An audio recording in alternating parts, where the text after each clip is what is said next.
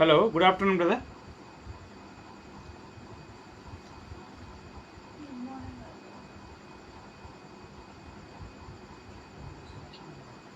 Hello, వందనాలు brother. Good afternoon.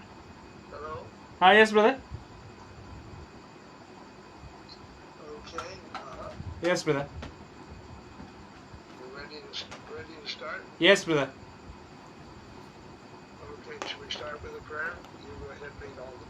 Okay brother. పరిశుద్ధ తండ్రి, పరలోకంలో నివాసం చేస్తున్న ప్రేమగల మా గొప్ప తండ్రి, మీ యొక్క పరిశుద్ధమైన ఘనమైన నామానికి స్తోత్రాలు. మా తండ్రి, ఈ సమయంలో మరి మా యొక్క ప్రియమైన సహోదరులు జాన్సన్ గారు, మా తండ్రి అమెరికా దేశం నుంచి మీ యొక్క సత్యాలను మాకు తీసుకొస్తుండగా మీరు కనికరించండి, ఆదరించండి, కావలసిన జ్ఞానంతో నింపగలని ప్రార్థన చేస్తున్నాం. మీరే మహిమ ఘనత ప్రభావాలు పొందండి. యేసు నామంలో ప్రార్థన చేసి వేడుకొనుచున్నాం తండ్రి, ఆమేన్. Okay brother. సామెతల యొక్క పరిచయ భాగం మనకున్నది ఇక్కడ. సామెతలు జ్ఞానమునకు ప్రసిద్ధి చెందినటువంటి పుస్తకమై ఉన్నది. మనందరికి తెలుసు అది.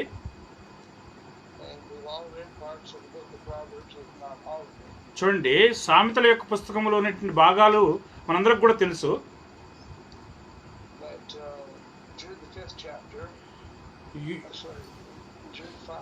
యోధ 5వ అధ్యాయము 5వ వచనము.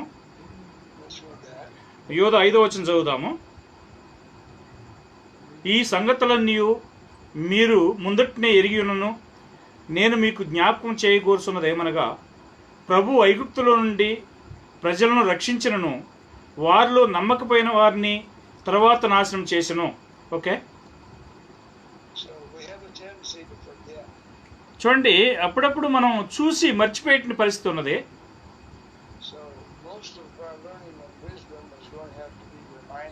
చూడండి, ఎక్కువ మందికి సామెతలు అనేవి జ్ఞాపకం చేసేటువంటి కార్యాలుగా ఉన్నాయి. యోహాను 14వ అధ్యాయంలో 26వ వచనం చూడండి. యోహాను 14:26. యోహాను 14:26 అండి. ఆదరణకర్త అనగా తండ్రి నానామమున పంపబోవు పరిశుద్ధాత్మ లేక ఉత్తరవాది సమస్తమును మీకు బోధించి నేను మీతో చెప్పిన సంగతులన్నింటినీ మీకు జ్ఞాపకం చేయను. ఓకే, చూడండి, అపోస్తలులకు కూడా జ్ఞాపకం చేయబట్టుకు సహాయం అవసరమైనది. 1 కొరింథీ 4వ అధ్యాయము 17వ వచనం చూడండి. ఇందు నిమిత్తము ప్రభువునందు నాకు ప్రియుడును నమ్మకమైన నా కుమారుడగు తీమోతిని మీ వద్దకు పంపియున్నాను.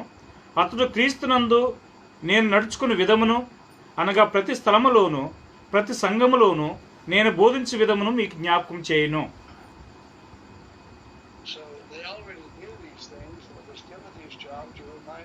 చూడండి, ఈ కార్యములన్నీ కూడా వారికి తెలిసినప్పటికి కూడా ఫ్యాన్ కాదు, లైట్. వారికి తెలిసినప్పటికి కూడా తీమోతి యొక్క పని ఏంటంటే వారికి జ్ఞాపకం చేయవలసినటువంటి అవసరం ఉన్నది. చూడండి, అప్పుడప్పుడు ఎందుకు దేవుడు యొక్క ఆరాధనలు మరి చేపిస్తున్నాడు? ఫిలిప్పీ 3వ అధ్యాయము 1వ వచనం చూడండి. ఫిలిప్పీ 3:1. మెట్టుకు నా సహోదరులారా, ప్రభువునందు ఆనందించుడి. అదే సంగతులను మీకు రాయటం నాకు కష్టమైనది కాదు, మీకు అది క్షేమకరము. చూడండి, ఈ యొక్క సత్యాలను ఫిలిప్పీలు వినటం అనేది మొదటిసారి. ఇది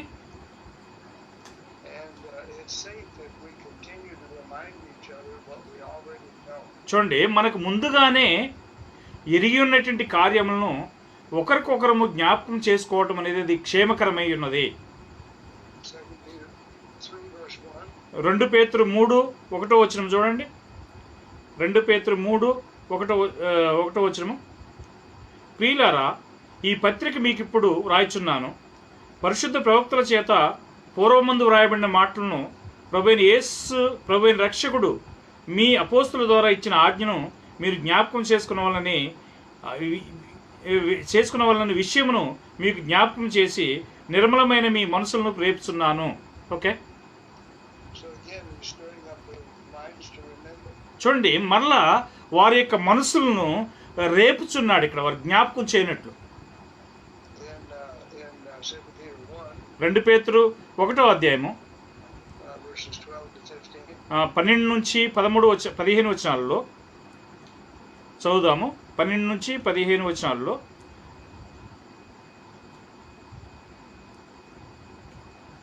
కాబట్టి మీరు ఈ సంగతులు తెలుసుకుని మీరు అంగీకరించిన సత్యమందు స్థిరపడి ఉన్నను వీటిని గూర్చి ఎల్లప్పుడూ మీకు జ్ఞాపకం చేయుటకు సిద్ధంగా ఉన్నాను. మరియు ప్రభువైన యేసు క్రీస్తు నాకు సూచించిన ప్రకారము నా గుడారంను త్వరగా విడిచిపెట్టవలసి వచ్చినని ఎరిగి నేను ఈ గుడారంలో ఉన్నంత కాలము ఈ సంగతులను జ్ఞాపకం చేసి మిమ్మల్ని రేపుట న్యాయమని ఎంచుకొనిచున్నాను. నేను మృతి పొందిన తర్వాత కూడా మీరు నిత్యము వీటిని జ్ఞాపకం చేసుకున్నట్లు జాగ్రత్త చేతును. ఓకే,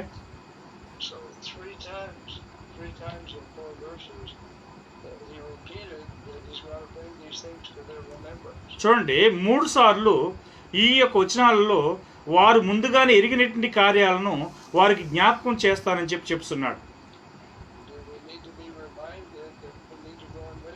మనం జ్ఞానంలో ఎదగవాలంటే ఈ కార్యాలు మనకు మరలా జ్ఞాపకం చేయవలసిన అవసరం ఉన్నదా? కొలస్సీ 1వ అధ్యాయము 9-10 వచనాలు చూడండి.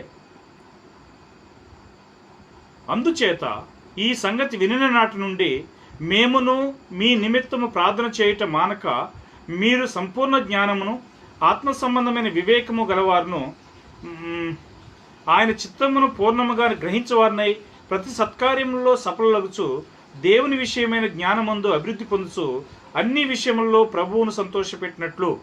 ఓకే, పౌలు యొక్క సహోదరుల కోసం ప్రార్థన చేస్తున్నాడు. ఈ యొక్క జ్ఞానమందు వారు అభివృద్ధి పొందవాలని చెప్పి, నింపబడవాలని చెప్పి ప్రార్థన చేస్తున్నాడు. ఈ యొక్క జ్ఞానంతో వారికి సమస్త విధమైనటువంటి మరి వివేకం కావాల్సినటువంటి అవసరం ఉన్నది.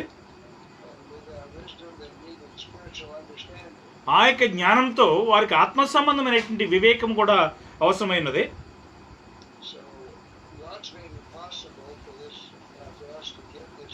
చూడండి, దేవుడు మనం ఈ యొక్క జ్ఞానమును పొందినట్లుగా మనకు అనుకూలపరచకు దేవుని శక్తిమంతుడై ఉన్నాడు. సామెతల పుస్తకమునకు పోదాం ఇప్పుడు. సామెతలు 1వ అధ్యాయము 5వ వచనము. జ్ఞానము గలవాడు విని పాండిత్యం అభివృద్ధి చేసుకును, వివేకము గలవాడు ఆలకించి నీతి సూత్రమును సంపాదించుకును. చూడండి, జ్ఞానము గలవాడు ఆ యొక్క పాండిత్యాన్ని వింటాడు.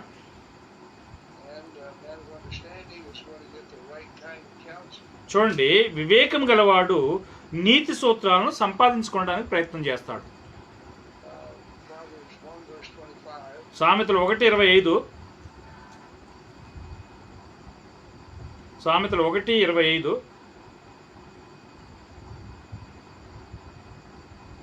నేను చెప్పిన బోధ ఏమియో మీరు వినక త్రోసివేసిరి, నేను గద్దింపగా లోబడకపోతిరి. చూడండి, జ్ఞానం అనేది ఆలోచననిస్తున్నది. ఇక్కడ అవివేకులతోటి లేదా మరి మూర్ఖులతో మాట్లాడుచున్నాడు ఆయన. ఇక్కడ ఆయన యొక్క జ్ఞానపు బోధలను వారు అంగీకరించలేదు లేదా లోపడలేదు వాటికి.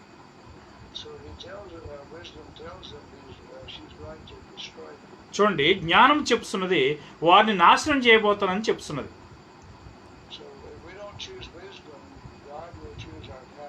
చూడండి, మనము జ్ఞానాన్ని ఎన్నుకోకపోతే దేవుడు కూడా మనకు ఒక మంచి మార్గాన్ని ఇవ్వడు. దానియేలు 2:21. డానియల్ 2:21 కదా. ఒక దానియేలు 2:21.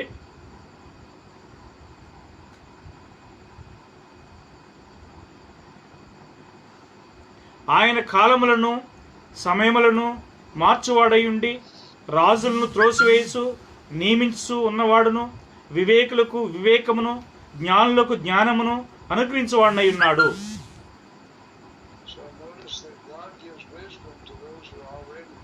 చూడండి, దేవుడు జ్ఞానం కలిగినటువంటి వారికి ముందుగా జ్ఞానం కలిగినటువంటి వారికి జ్ఞానం ఇవ్వడానికి సిద్ధంగా ఉన్నాడు. చూడండి,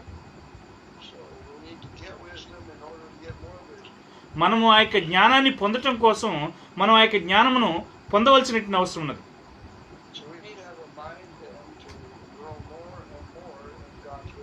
దేవుని యొక్క జ్ఞానంలో ఎక్కువగా మనం ఎదగటానికి మనసు కలిగినటువంటి వారుగా మనం ఉండాలి. సామెతలు 2:7. సామెతలు 2:7. ఆయన యథార్థవంతులను వర్ధిల్ల చేయును, యుక్త మార్గము తప్పక నడుచుకుని వారికి ఆయన కేడముగా ఉన్నాడు.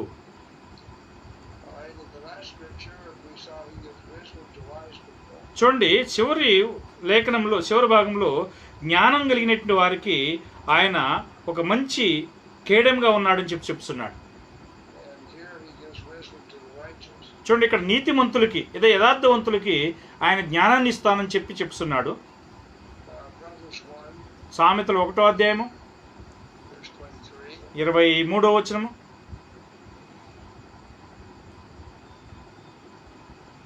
సామెతలు 1:23 మనం చూసినట్లయితే, నా గద్దింపు విని తిరుగుడి, ఆలకించుడి, నా ఆత్మను మీ మీద కుమ్మరించుదును, నా ఉపదేశమును మీకు తెలిపెదను. చూడండి, జ్ఞానం అనేది గద్దిస్తున్నది.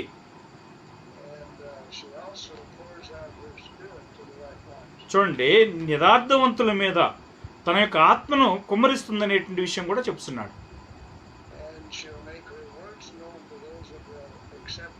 ఎవరైతే ఆ యొక్క మాటలను విని అంగీకరిస్తారో వారికి తన ఉపదేశమును తెలపడానికి సిద్ధంగా ఉన్నది. ఈ యొక్క సామెతలో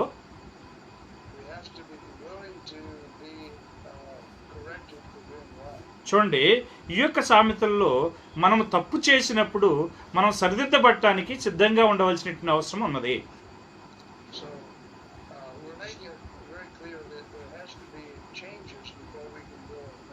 చూడండి, మనం జ్ఞానంలో ఎదగటానికి కొంత మార్పు చెందవలసినటువంటి వారమై ఉన్నాం.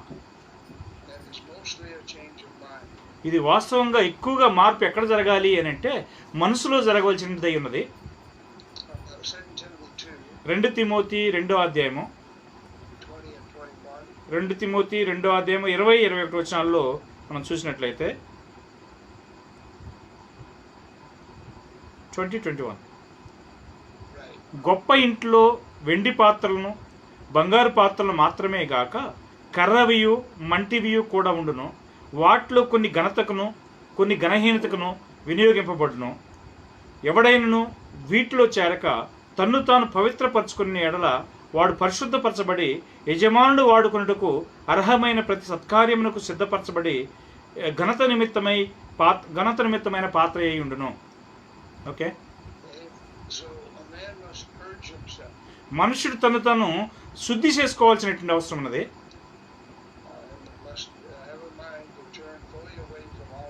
చూడండి, ప్రతి దుర్మార్గం నుంచి అతను పూర్తిగా తను తాను వేరు కావాల్సినటువంటి అవసరం ఉన్నది.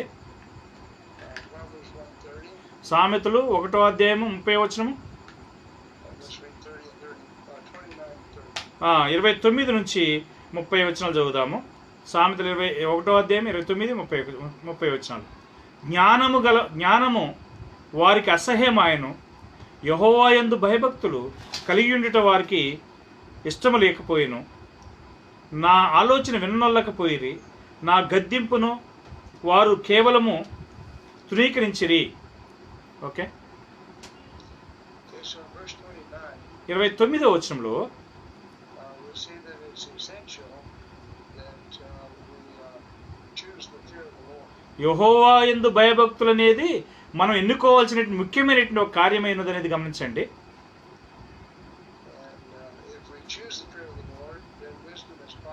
చూడండి, మనం యెహోవా యందు భయభక్తులను ఎన్నుకున్నట్లయితే అప్పుడు జ్ఞానం అనేది మనకు అవకాశంగా ఉంటుంది.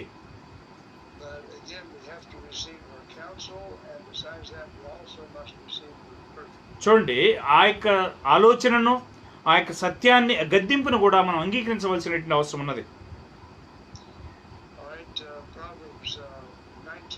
సామెతలు 19వ అధ్యాయము 27వ వచనం. నా కుమారుడా, తెలివి పుట్టించు మాటలు నీవు మేరగోరితివా? ఉపదేశం వినుట ఇక మానుకొనకము.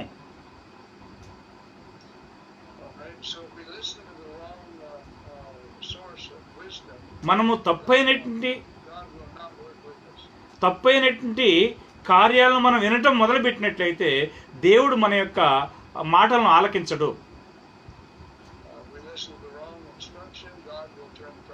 చూడండి, మనం తప్పైనటువంటి ఒక ఉపదేశాన్ని వినటం మొదలు పెడితే దేవుడు మన యొద్ద నుంచి కూడా తొలగిపోతాడు.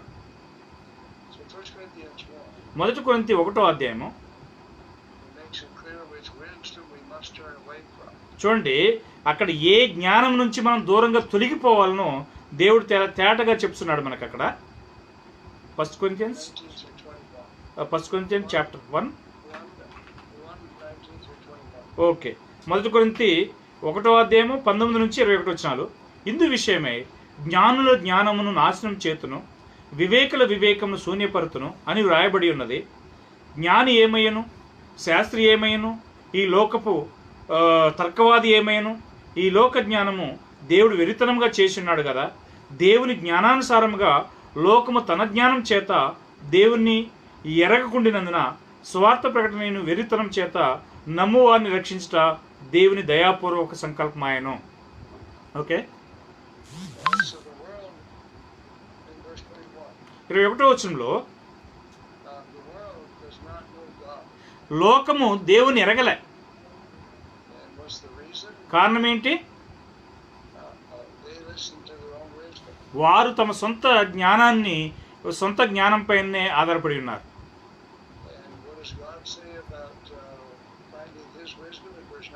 చూడండి, 19వ వచనంలో దేవుడు తన జ్ఞానాన్ని కనుగొనడాన్ని గురించి ఏం చెప్తున్నాడు? ఈ జ్ఞానుల యొక్క జ్ఞానాన్ని దేవుడు నాశనం చేస్తానని చెప్తున్నాడు. మనుషుడు తన జ్ఞానం చేత దేవుని ఎరగకుండును. చూడండి, 21వ వచనంలో ఆయన ముందుగానే చేసి ఉన్నాడు దీన్ని. మనం మనుషుని యొక్క జ్ఞానం నుంచి పూర్తిగా తొలగిపోవాల్సినటువంటి అవసరం ఉన్నది. యెషయా 55వ అధ్యాయము ఎందుకు అనేటువంటి విషయాన్ని చెప్తున్నది. యెషయా 55వ అధ్యాయము 8-9 వచనాలు. యెషయా 55వ అధ్యాయం 8-9 వచనాలు. నా తలంపులు మీ తలంపులు వంటివి కావు, మీ త్రోవలు నా త్రోవల వంటివి కావు. ఇదే యెహోవా వాక్కు. ఆకాశములు భూమికి ఎంత ఎత్తుగా ఉన్నవో మీ మార్గముల కంటే నా మార్గములు, మీ తలంపుల కంటే నా తలంపులు అంత ఎత్తుగా ఉన్నవి. ఓకే, చాలా తేటగా ఇక్కడ చెప్తున్నాడు. దేవుని యొక్క జ్ఞానానికి మనుషుని యొక్క జ్ఞానానికి ఎట్టి పరిస్థితుల్లో పోలికలు లేవు అని చెప్తున్నాడు ఆయన.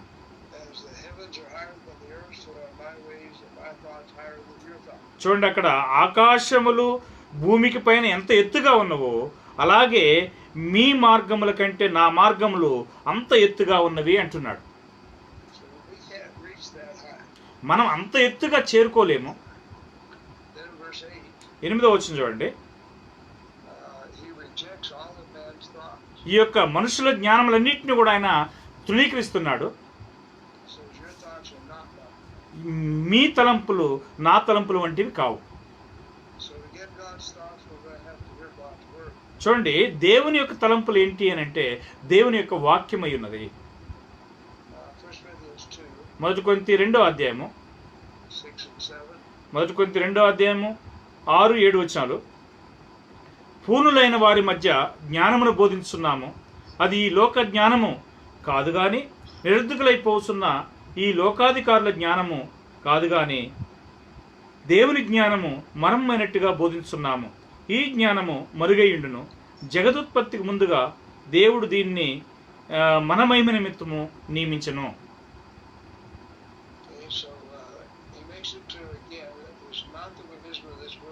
చూడండి, ఇది ఈ లోక జ్ఞానం కాదు అని చెప్తున్నాడు ఇక్కడ. చూడండి, పౌలు చెప్తున్నాడు మేము జ్ఞానాన్ని బోధించుతున్నాము అని అంటున్నాడు. 7వ వచనంలో చూడండి, ఆ యొక్క జ్ఞానాన్ని మర్మంగా బోధించున్నామని చెప్పి పౌలు చెప్తున్నాడు. మనుషుడు దాన్ని కనిపెట్టలేడు.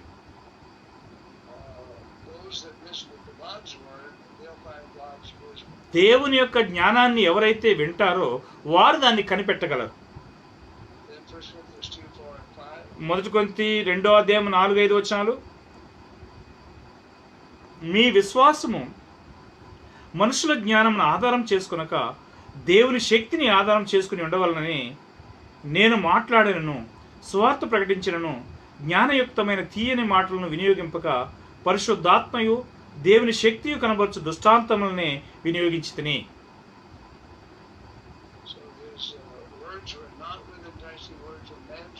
చూడండి, ఇక్కడ జ్ఞానయుక్తమైన తీయని మాటలను, మనుషుల యొక్క మాటలను ఇక్కడ మాట్లాడలేదు అని అంటున్నాడు.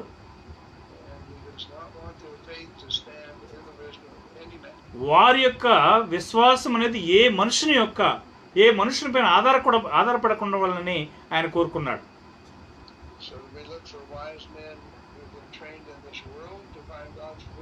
చూడండి, ఈ యొక్క లోకంలో మరి జ్ఞానంలో ఎదిగినటువంటి వ్యక్తి యొక్క జ్ఞానాన్ని పొందినట్లుగా మనం ఎక్కడైనా చూడగలమా? 1 కొరింథీ 2:13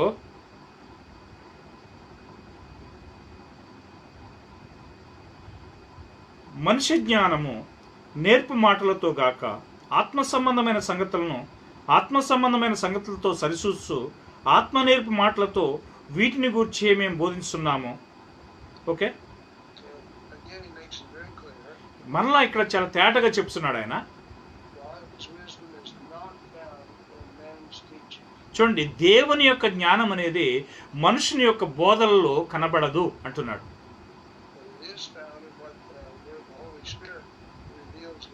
చూడండి, అది ఎక్కడ కనబడుతుందంటే పరిశుద్ధాత్మ బయలుపరిచినటువంటి ఆ యొక్క సత్యంలోనే అది కనబడుతున్నది.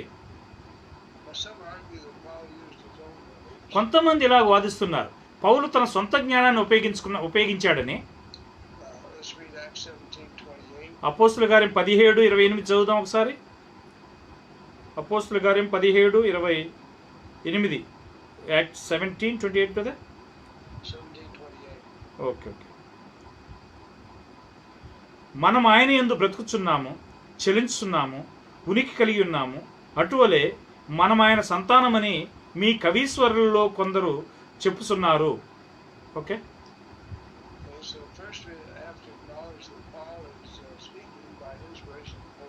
చూడండి, మొదటగా పౌలు పరిశుద్ధాత్మ ప్రేరేపణతో మాట్లాడుతున్నాడు అనే విషయాన్ని మనం గమనించవలసినటువంటి అవసరం ఉన్నది. చూడండి, ఆయన యొక్క రచయితల యొక్క లేదా ఈ కవీశ్వరుల యొక్క మాటలు ఆయన చెప్పట్లేదు. చూడండి, ఆయన ఏం చెప్పి ఉన్నాడో అదే కార్యాన్ని ఆ కవీశ్వరులు కూడా చెప్పి ఉన్నారని చెప్తున్నాడు. చూడండి, ఇది దేవుని యొక్క భాగ్యం, గొప్పతనమే కానీ మనది కాదు. గమనించండి, యేసు తన సొంతంగా ఏమీ కూడా మాట్లాడలేదు. సామెతలు 1వ అధ్యాయానికి పోదాం ఇప్పుడు మనం. సామెతలు 1వ అధ్యాయము 10-19 వచనాలు చదువుదాం. నా కుమారుడా, పాపులు నిన్ను ప్రేరేపింపగా ఒప్పకము, మాతో కూడా రమ్ము, మనము ప్రాణం తీయుటికై పొంచి ఉందము, నిర్దోషి అయిన ఒకరిని పట్టుకున్నట్టుకు దాగి ఉందము. పాతాళము మనుషులను మింగివేయినట్లు వారిని జీవంతోనే మింగివేయదము. సమాధిలోనికి దిగువారందరూ మింగబడినట్లు వారు పూర్ణ బలముతో నుండగా మనం వారిని మింగివేయదము. రమ్ము అని వారు చెప్పినప్పుడు ఒప్పకము. పలు విధములైన మంచి సొత్తు మనకు దొరుకును. మన ఇండ్లు దోపుడు సొమ్ముతో నింపుకుందుము. నీవు మాతో పాలివాడవై ఉండుము. మనకందరికీ సంచి ఒక్కటే ఉండును అని వారు నీతో చెప్పుదురు. నా కుమారుడా, నీవు వారి మార్గమున పోకము. వారి త్రోవల యందు నడవకుండా నీ పాదమును వెనుకకు తీసుకునము. కీడు చేయుటికై వారి పాదమును పరిగెత్తును. నరహత్య చేయుటికై వారు త్వరపడుచుందురు. పక్షి చూస్తుండగా వలవేయుట వ్యర్థము. వారు స్వనాశనమునకే పొంచియుందురు. తమ్మును తామే పట్టుకున్నట్టుకై దాగియుందురు. ఆశాపాతకులందరి గతి అట్టిదే. దాన్ని స్వీకరించి వారి ప్రాణము అది తీయును. ఓకే,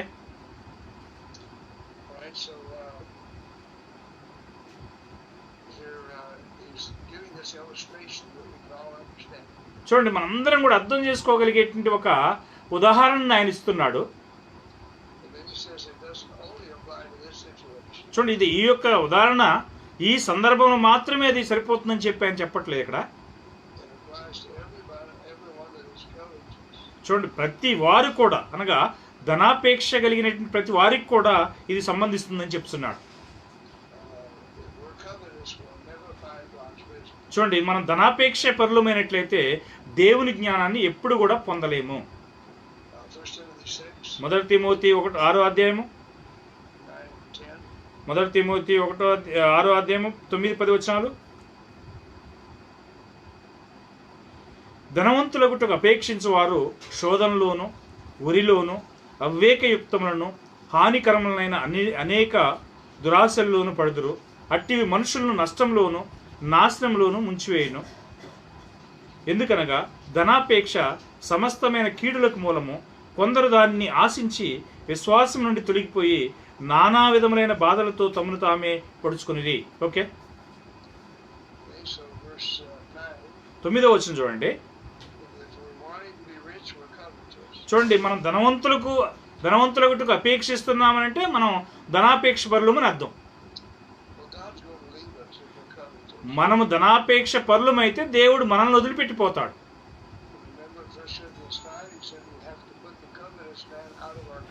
చూడండి, 1 కొరింథీ 5వ అధ్యాయంలో మనం చదువుతాము. అక్కడ ధనాపేక్ష పరులను మన యొద్ద నుంచి, అంటే మన యొక్క సహవాసం నుంచి వెలివేయాలని చెప్పి ఉన్నాడు.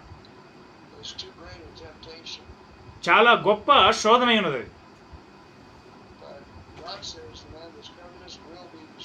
చూడండి, దేవుడు చెప్తున్నాడు ధనాపేక్ష కలిగినటువంటి మనుషుడు నాశనం అవుతాడని చెప్తున్నాడు.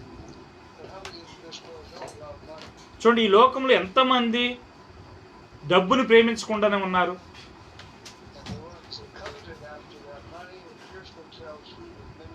చూడండి, ఎవరైతే ధనాన్ని అపేక్షిస్తారో వారు తమ్మును తాము నాశనంలోను నష్టంలోనూ ముంచి వేసుకుందరు అంటున్నాడు. అప్పుడు ఆయన ధనవంతుల్ని నిందించట్లేదు. ఆయన చూడండి, ఒక పేదవాడు ధనవంతుడు కావాలనుకునేటువంటి వాడిని నిందిస్తున్నాడు. చూడండి, దేవుని జ్ఞానాన్ని పొందాలంటే మనం ధనాపేక్ష నుంచి దూరంగా పోవాల్సినటువంటి అవసరం ఉన్నది. సామెతలు 1వ అధ్యాయము 19వ వచనము, సామెతలు 1వ అధ్యాయము 19వ వచనంలో చూసినట్లయితే,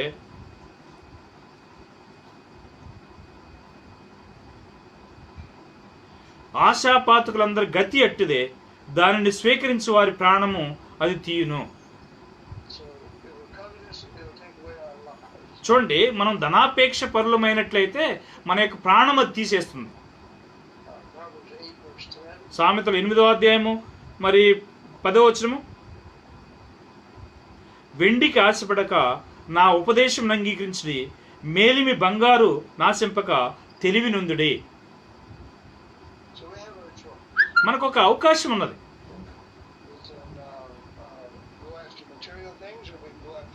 చూడండి, మనం భూ సంబంధమైన వస్తువుల వైపు పోవాలన్నా లేకపోతే దేవుని వైపు పోవాలన్నా అనేటిని ఒక అవకాశం మనకున్నది. లూకా 12వ అధ్యాయము, లూకా 12:16 నుంచి 21 వచనాల్లో మనం చదివినట్లయితే, లూక్ 12:16 ఓకే. మరియు ఆయన వారితో ఈ ఉపమానం చెప్పెను. ఒక ధనవంతుని భూమి సమృద్ధిగా పండెను. అప్పుడు అతడు నా పంట సమకూర్చుకున్నట్టుకు నాకు స్థలము చాలదు, గనుక నేనేం చేతునని తనలో తాను ఆలోచించుకుని ఇలాగు చేతును, నా కొట్లు విప్పి వాటికంటే గొప్ప వాటిని కట్టించి అందులో నా ధాన్యమంతటిని నా ఆస్తిని సమకూర్చుకుని, నా ప్రాణంతో ప్రాణమా, అనేక సంవత్సరములకు విస్తారమైన ఆస్తి నీకు సమకూర్చబడి ఉన్నది, సుఖించుము, తినుము, త్రాగుము, సంతోషించమని చెప్పుకుందని అనుకున్నాను. అయితే దేవుడు, వెర్రివాడా, ఈ రాత్రి నీ ప్రాణం అడుగుతున్నారు, నీవు సిద్ధపరిచినవి ఎవని వగునని అతనితో చెప్పాను. దేవుని ఎదుట ధనవంతుడు కాక తన కొరకే ధనం సమకూర్చుకునేవాడు అలాగనే ఉండునని చెప్పాను. ఓకే, ఈ యొక్క మనుషుని దేవుడు ఎందుకు నరకానికి పంపించాడు? వాళ్ళు ఆయన వారై ఉన్నారు. చూడండి 21వ వచనంలో అతను దేవుని ఎదుట ధనవంతుడు కాకుండా ఉన్నాడు. చూడండి, దేవుడు మనల్ని ఎదురు చూసేది ఏంటంటే మనం అందరం కూడా ఆయన యొక్క ఉద్దేశం కోసం పనిచేయాలని కోరుతున్నాడే కానీ మన యొక్క ఉద్దేశాల కోసం పనిచేయాలని కోరుకోవట్లేదు. మనము ధనాపేక్ష కలిగినటువంటి వారిగా ఉండకూడదు. సామెతలు 1వ అధ్యాయము 22వ వచనము, ఎట్లనగా జ్ఞానము లేని వారులారా మీరన్న 32 కదా, ఓకే 32వ వచనం చదువుదాము. జ్ఞానం లేని వారు దేవుని విసర్జించి నాశనమగుదురు, బుద్ధిహీనులు క్షేమము కలిగినదని మైమరిచి నిర్మూలమగుదురు. ఓకే,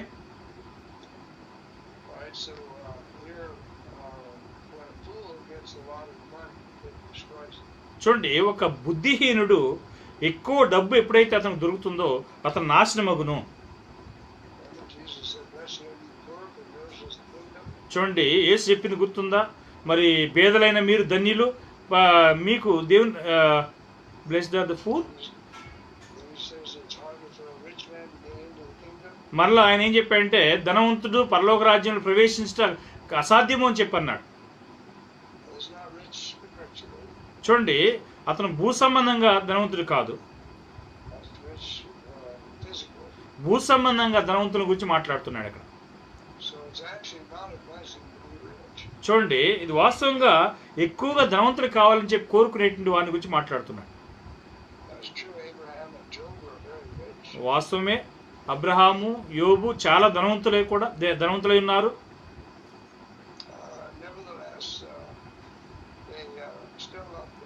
అయినప్పటికీ కూడా వారు దేవుని ప్రేమించారు.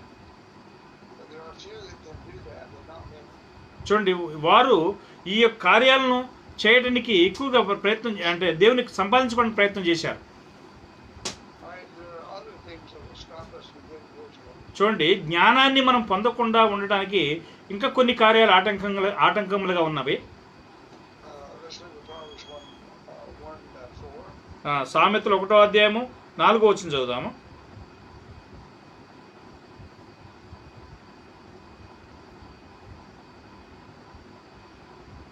జ్ఞానం లేని వారికి బుద్ధి కలిగించుటకును, యవనులకు తెలివియు వివేచనయు పుట్టించుటకును తగిన సామెతలు. చూడండి, ఇక్కడ తెలివి లేనటువంటి వారితో ఆయన మాట్లాడుచున్నాడు. చూడండి, ఒక తెలివి లేనటువంటి వాడు ఎవరు?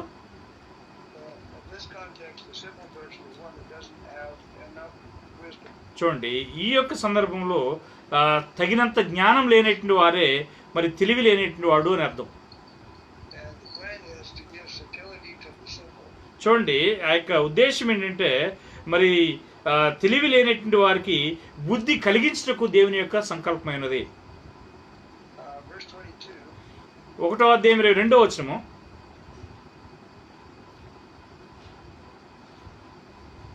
ఎట్లనగా జ్ఞానం లేని వారులారా మీరెన్నాళ్ళు జ్ఞానం లేని వారుగా ఉండకూడదురు, అపహాస్కులారా మీరెన్నాళ్ళు అపహాస్యం చేసు ఆనందింతురు, బుద్ధిహీనులారా మీరెన్నాళ్ళు జ్ఞానంను అసహించుకుందరు.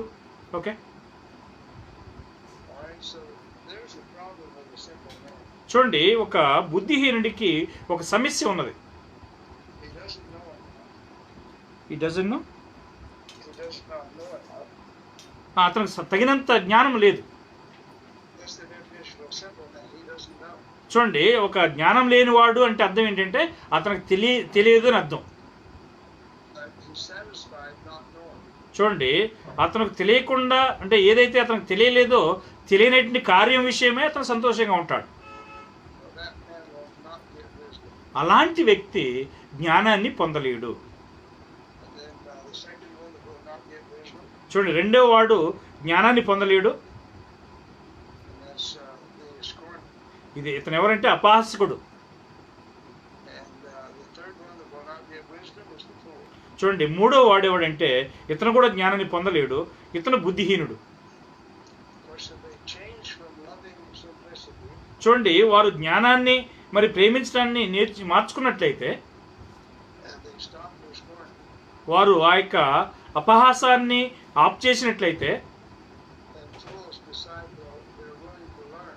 చూడండి, బుద్ధిహీనుడు అతను నేర్చుకోవడానికి సిద్ధపడ్డట్లయితే They can get wisdom. వారు జ్ఞానాన్ని పొందుదురు. So Proverbs 1:32. సామెతలు 1:32లో జ్ఞానం లేని వారు దేవుని విసర్జించి నాశనమగుదురు, బుద్ధిహీనులు క్షేమము కలిగినదని మైమర్చి నిర్మూలమగుదురు. Proverbs 1:32. Yes brother. Okay. So the turning away of the simple slaves them. చూడండి brother, Proverbs 1:32. Yeah, The turning away of the simple kills them. చూడండి, జ్ఞానం లేని వారు మరి దేవుని విసర్జించి నాశనమగుదురు అంటున్నాడు. And prosperity of fools destroys them. చూడండి, బుద్ధిహీనుల యొక్క క్షేమము కలిగిందని మైమర్చి వారు నిర్మూలమగుదురు. So we must not be satisfied not to know. చూడండి, మనం తెలియకుండా అంటే ఏదైతే మనకు తెలియదో ఆ తెలియనితనంలో మనం తృప్తికరంగా ఉండకూడదు. And riches are not going to help us to get wisdom. చూడండి, జ్ఞానాన్ని పొందడానికి ధనం అనేది మనకు సహాయకరంగా ఉండదు. All right. He encourages the simple. That's the main one whose wisdom appeals to. చూడండి, జ్ఞానము మీరు పొందాలని చెప్పి ఆయన జ్ఞానం లేనటువంటి వారికి ఆయన మరి విజ్ఞప్తి చేస్తున్నాడు ఇక్కడ. And this man's not a scorner. He's not a fool. చూడండి, ఈ యొక్క వ్యక్తి అపహాస్కుడు కాదు, అతను ఒక బుద్ధిహీనుడు. So Proverbs 8:5, he appeals to the simple. చూడండి, సామెతలు 8:5 మనం చూసినట్లయితే అక్కడ జ్ఞానం లేనటువంటి వారితో ఆయన మాట్లాడుతున్నాడు. జ్ఞానం లేని వారులారా జ్ఞానం ఎట్టిదైనది తెలుసుకునుడి, బుద్ధిహీనులారా బుద్ధి ఎట్టిదైనది యోచించి చూసుకునుడి. Okay, Okay, so there's the solution for a simple man. జ్ఞానం లేనటువంటి వారికి ఇక్కడ ఒక పరిష్కార మార్గం ఉన్నది. He's got to determine to understand wisdom. జ్ఞానాన్ని అర్థం చేసుకోవడానికి లేదా తెలుసుకోవడానికి అతను నిర్ణయించుకోవాల్సినటువంటి అవసరం ఉన్నది. Then he also tells the fool, అలాగే బుద్ధిహీనులకు కూడా చెప్తున్నాడు ఆయన, if you'll get an understanding heart, you'll get wisdom. చూడండి, మీకు బుద్ధియు లేదా వివేకం కలిగిన హృదయం ఉన్నట్లయితే మీరు దాన్ని అర్థం చేసుకుంటారు. But notice both of these say they understand. చూడండి, ఈ ఇద్దరు కూడా అర్థం చేసుకోవాల్సినటువంటి అంటే గ్రహించుకోవాల్సినటువంటి అవసరం ఉన్నది అనేది గమనించండి. Okay, that's the solution. అది పరిష్కార మార్గం. Understanding these things is the solution. చూడండి, ఈ కార్యాలను అర్థం చేసుకోవటమే మరి పరిష్కార మార్గమైనది. And we'll see as time goes on in the Proverbs that understanding is a great key. చూడండి, సామెతల గ్రంథాన్ని మనం చదువుతూ ముందుకు పోతున్నప్పుడు సామెతలు అనేవి జ్ఞానాన్ని అర్థం చేసుకోవడానికి చాలా ప్రాముఖ్యమైనటువంటి అంశాలు అయి ఉన్నాయనేది మనం గమనించగలం. Proverbs 14:15. సామెతలు 14:15 జ్ఞానం లేని వాడు ప్రతి మాట నమ్మును, వివేకి అయిన వాడు తన నడతలను బాగుగా కనిపెట్టును. All right, so the simple believes every word. జ్ఞానం లేనివాడు ప్రతి మాట నమ్ముతాడు. So you can't just receive anything. ఏదో మనం పూర్తిగా అన్ని కూడా అంగీకరించకూడదు. The simple man believes every word, and then of course he forgets it.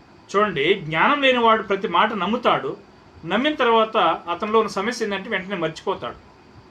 But the wise man is going to be sure he gets what's good. చూడండి, వివేకి అయిన వాడు ఏది మంచిదో దాన్ని బాగా కనిపెడతాడు. Proverbs 19, verse 25. సామెతలు 19వ అధ్యాయము 25వ వచనము. సామెతలు 19:25. అపహాస్కులు దండింపబడగా చూసి జ్ఞానం లేని వారు జ్ఞానము నొందుదురు. వివేకులను గద్దించిన యెడల వారు జ్ఞానమును అభివృద్ధి నొందుదురు, జ్ఞానమును అభివృద్ధి చేసుకుందురు. Now, this is an interesting proverb here. ఇక్కడ ఒక ఆసక్తి కలిగినటువంటి ఒక సామెత ఉన్నది. If you smite a simple man, the scorner is going to respond. చూడండి, నువ్వు జ్ఞానం లేని వారిని దండించినట్లయితే ఆ యొక్క అపహాస్కులు గద్దించినప్పుడు జ్ఞానం లేని వారు జ్ఞానం నొందుదురు అంటున్నాడు. The scorner won't listen to anything you tell him. చూడండి, అపహాస్కునికి ఏదైతే చెప్పబడుతుందో దాన్ని ఏ మాత్రం కూడా అతను అలా వినడు, అంగీకరించడు. But if you smite a simple man, then you get the scorner's attention. చూడండి, మీరు జ్ఞానం లేనటువంటి వారిని గద్దించి లేదా కొట్టినప్పుడు అపహాస్కుడు కొంత మరి మారడానికి అవకాశం ఉన్నది. But that doesn't say the scorner's going to turn.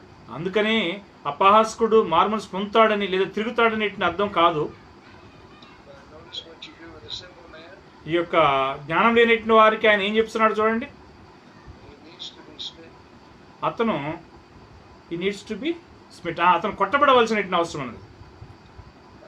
When he gets hit or corrected, then he pays attention. చూడండి, అతను కొట్టబడ్డప్పుడు అతని యొక్క అక్కర అంటే అతను దాని మీద మనసు పెట్టడానికి అవకాశం ఉన్నది. Other than that, he's happy just like he is. చూడండి, దానికి మించి అతనికి ఏం జరుగుతుందో అదే జరుగుతున్నది. All right, then